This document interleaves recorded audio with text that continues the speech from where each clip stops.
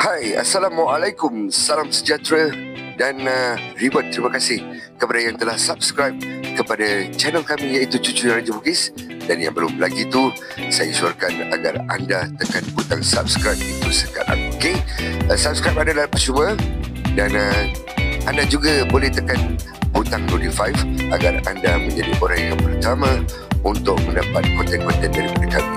Okey, dan kita teruskan dengan hiburan ataupun konten yang seterusnya dari kami Cucu Raja Bugis.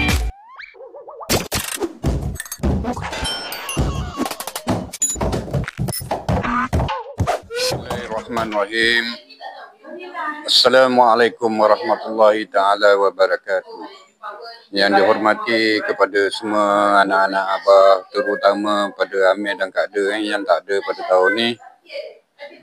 Abah ucapkan selamat Hari Raya Aidiladha.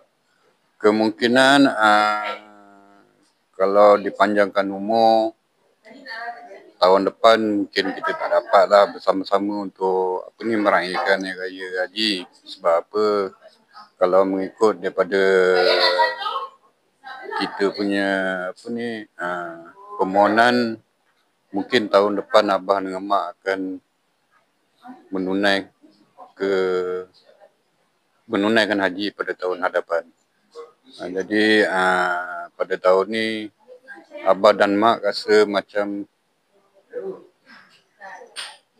ada kekurangan lah. Sebab Kak De dengan Amir tak ada. Rasa sedih sebab Amir dengan Kak De tak ada. Mudah-mudahan